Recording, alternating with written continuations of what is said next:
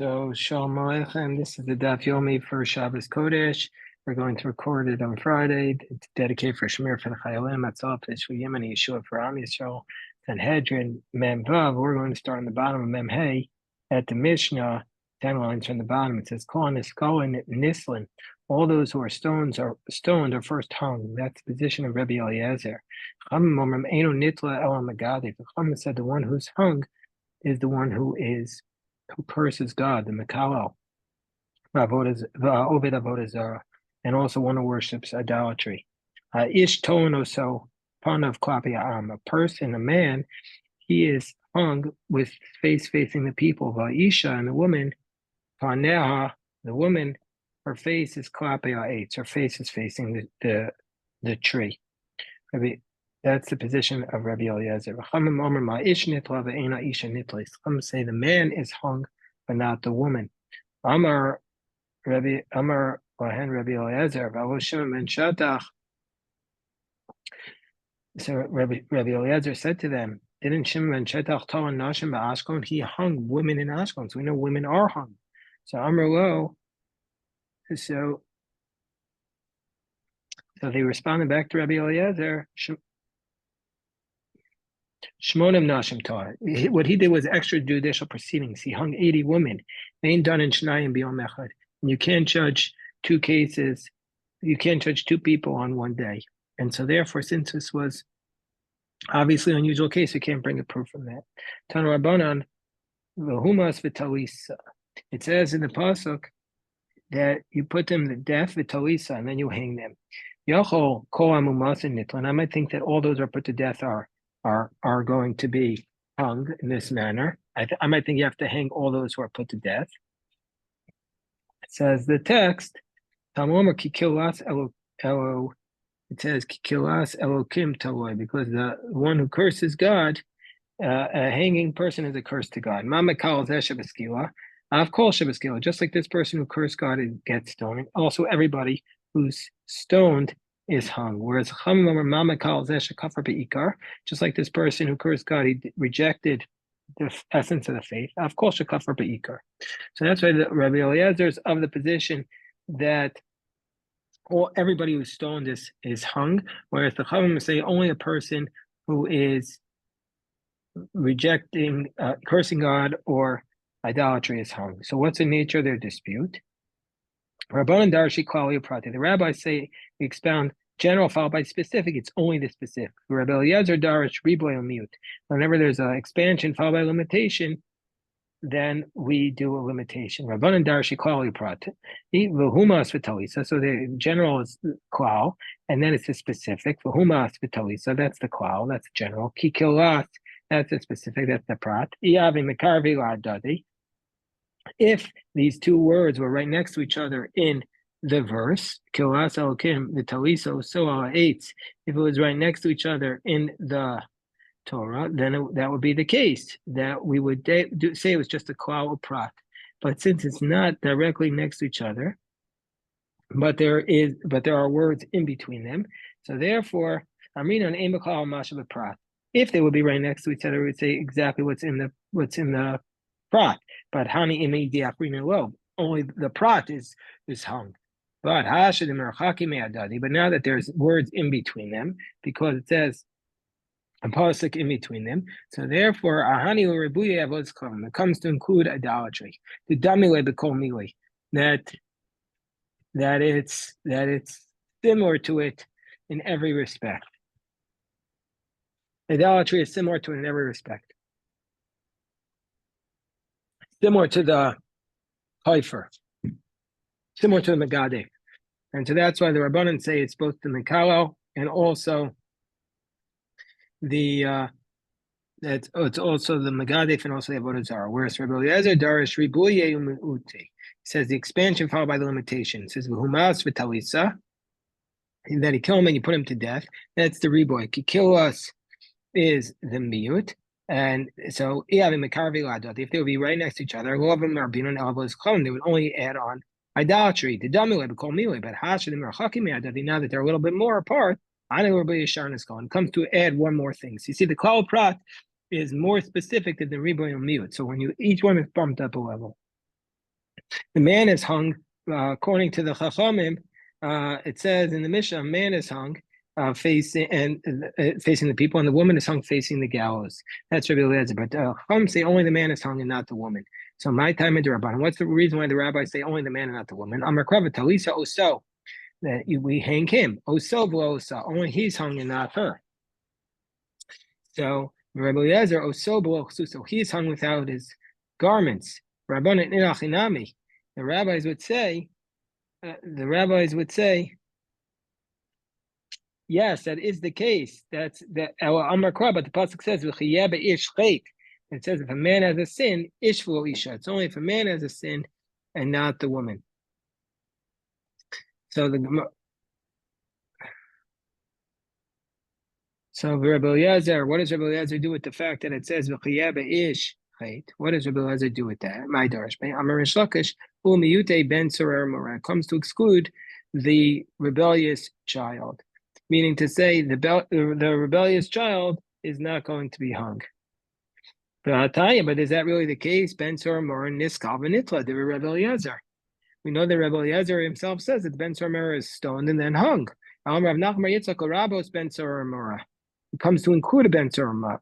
My time out to Amar Krav Chayeh be'ish chait ish v'lo ben.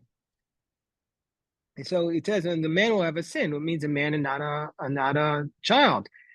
Misha chato narag yatsa ben sorer mora shal shum sofo narag. So it comes to say that we might have thought the one who is hung is somebody who's killed for a sin, but not somebody who is killed for their future. That's the ben sorer mora. They kill them what they're going to do in the future. So it's a miut achar miut, a limitation after a limitation. Ve'em miut achar miut el rabba. So therefore, it's coming to include also ben sorer mora. Amar and Rabbi Eliezer, Shimon ben Shetach Tawanasha. We know that Shimon ben Shetach hung 80 women. Amar Rav Chisda, Lo Shtanu el b'shtei misos. When do we say that the court can't do two death cases on one day if it's two different types of death? Avol b'misa achas. But if it's the same method of execution done, and then the court is allowed to do it on the same day. But Shimon ben Shetach's case was one death. The Ka'amru de ain't done it, and we said that you shouldn't have judged it. So if this teaching of Rav Chisda was taught, we taught the following: it's only the case. It's only if it's two deaths.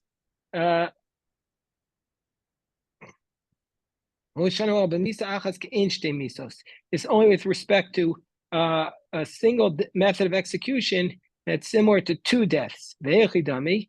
What is a similar method of execution with respect to two methods of execution? If it's two different sins. But if it's one death and one sin done, and then it can be judged on the same day. And so basically the situation with Shimon ben Shetach, they were guilty of different things, Rashi says. Some were doing Ov, some were Yidoni, so it's different types of Avodah Zarah. But didn't we, we don't charge two people in one day, even if one is an adulterer, one is an adulteress. We see that they can never do it, even if it's identical sins. So Targum of Chitzbas Kohen and Bola. No, we're talking about a case where there's a daughter of a Kohen and the man who was with her. Or Bas Kohen v'zomei zomea. Or the daughter of a Kohen and the witnesses who stop her, or zomimim witnesses. So basically, the act of the adultery is two different death penalties, because the Bas Kohen who's in Noefes, she gets Sreifa, whereas he gets Skila. So therefore, there's a difference there. And also, in the case of the Zoman, the Gemara is dealing with three separate sets of witnesses. The first witnesses, they say that she committed adultery, and so and the second one says that they discredit them, they get azama, and then a third witness comes and they say that the second ones who discredit them, they were themselves Zomim. So the woman and the second set, they're executed. The woman is killed with Sreifa, and the man gets we get Skila. The second set of witnesses get Chenek, because they tried to give the first witnesses strangulation.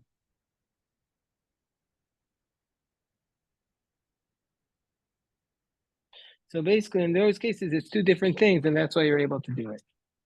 The Gemara says, Tanya, Rabbi Lezer ben Yaakov Omer, Shamati, Shabeisim, Makin, V'Onchin Shalom in the Torah. I know that the court can punish and inflict lashes even when it's not biblical. Not to violate the Torah, but rather to make a fence around the Torah. There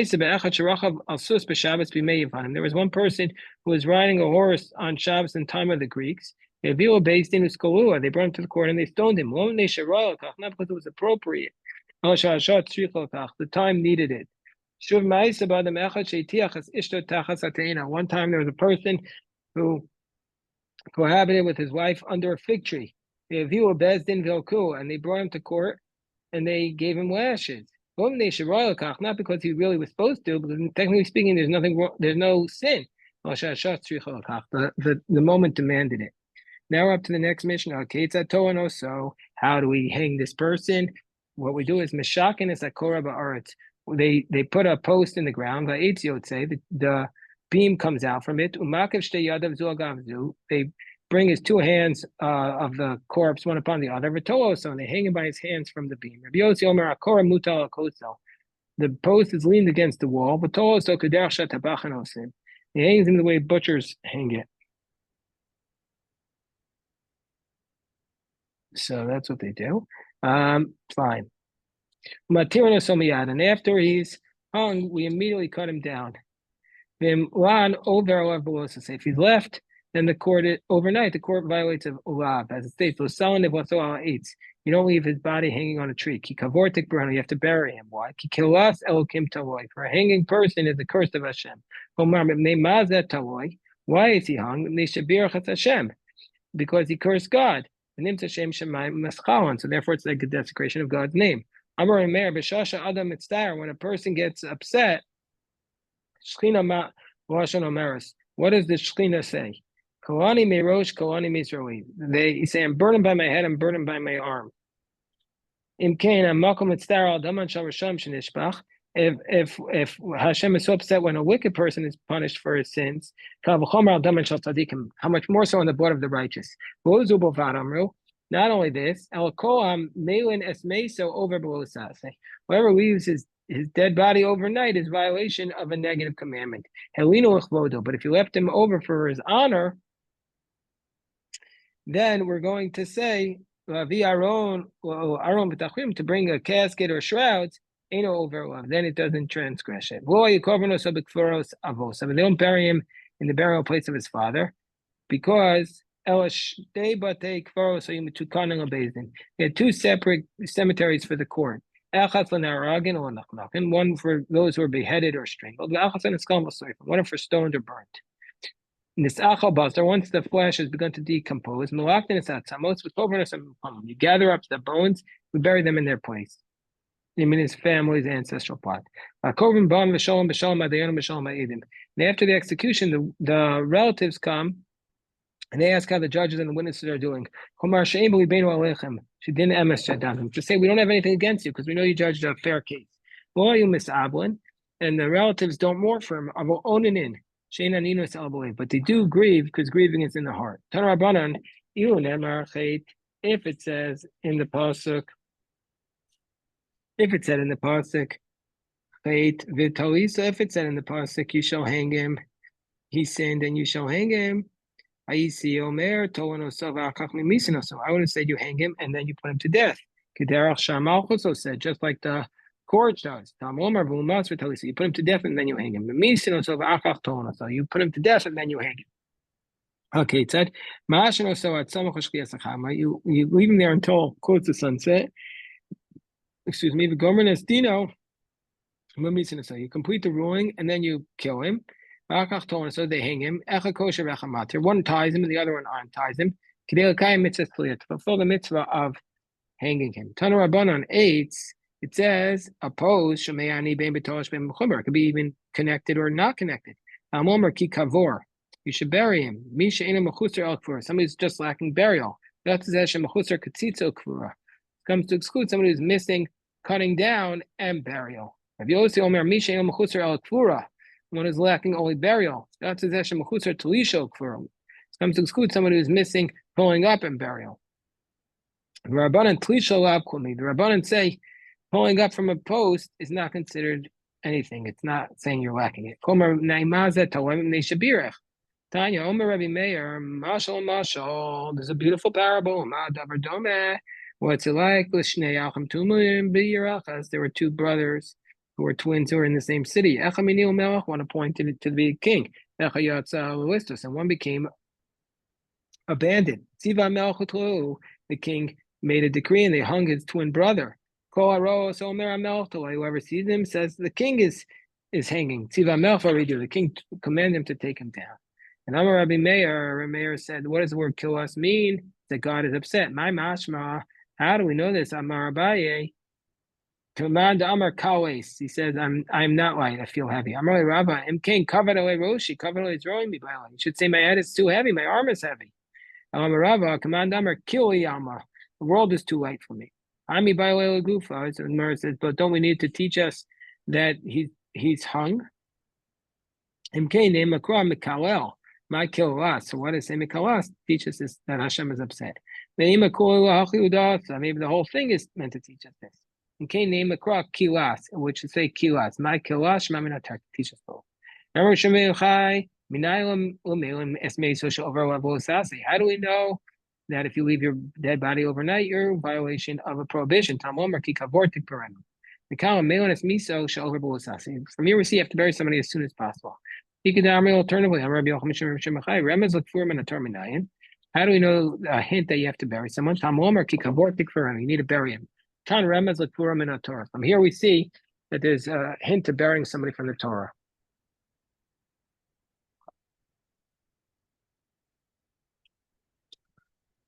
Shavar Malka said, what's the source that we need to bury him? He was quiet. The world has been given into the hands of the fools. He should have said, you shall bury him. So the Gemara says, no, that only means that he has to make a coffin. Take Berenu, you shall bury him. He said, no, that wouldn't have worked. But it says that righteous people were buried. Avram, Yitzchak, and Yaakov. That could be just a custom. The cover Kodesh Baruch Hu Moshe, from the fact that God buried Moshe. Said the lowest maybe they want to just change the custom. Tashma, it says with respect to Achia Shiloni that about that he said to the wife of Yeravam concerning her son Avia, he says, and all of Israel will eulogize him and bury him. About Avia, unlike the rest of the people of the family. It says, it was just not to violate the custom. But about the town of Anatot, Jeremiah's town, it says, nobody will eulogize him, they won't be buried, and they'll be cursed. That's because their corpses is changing from the minhag. Is burial because of a disgrace or because of an atonement? What's the difference? If somebody says after he dies, he says, I don't want to be buried. If he says it's because of a disgrace, well, he shouldn't have the power to stop a burial. But if you say it's because of atonement, he said, I don't want an atonement. What's the answer? Tashmami, the ikbor tzadiki, and the fact that the righteous were buried. If you want to say because of atonement, tzadiko apart, if the tzadikim need an atonement, the Gemara says yes. And Adam ein tzadik ba'aretz, asher yaseh tov v'lechtah. There's nobody who didn't sin. Tashma v'saftu will call Yisrael v'kavru also. All of Israel will eulogize Aviyah. And if you want to say it should be an atonement, bury everyone. So that they have an atonement. Where it says, but maybe Hashem is saying the one who is a tzaddik, Aviyah, should get kapara, the others won't. It says they will not be eulogized or buried. So that So if it's really for atonement, why would they not? Why would Anaton not have a burial? Well, they don't have an atonement. Ibayu espeda yikara dechayahabe o yikara deshlachlihabe is a eulogy for the living or for the dead. What does it matter? The Amar will tispadu el gamri. He said, don't eulogize this man. Rinami lafuke miyorshin. Or whether we can make the heirs pay for it. Tashma vayavo Avram l'sbo tzarav l'fkota. Avram came and eulogized. The Amras mishum yikar dechayu. If you want to say it's for the living, mishum yikar de Avram mashalo asar for. If you want to say it's for the living, because of the living, he's going to delay that Sarah be buried. Sarah gufa nichlei. No, it was good for Sarah too.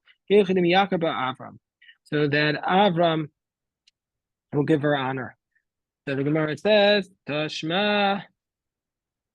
Maybe we'll stop here. We got a lot done, but we'll stop here. And we'll review this on Shabbos. Shkoyach.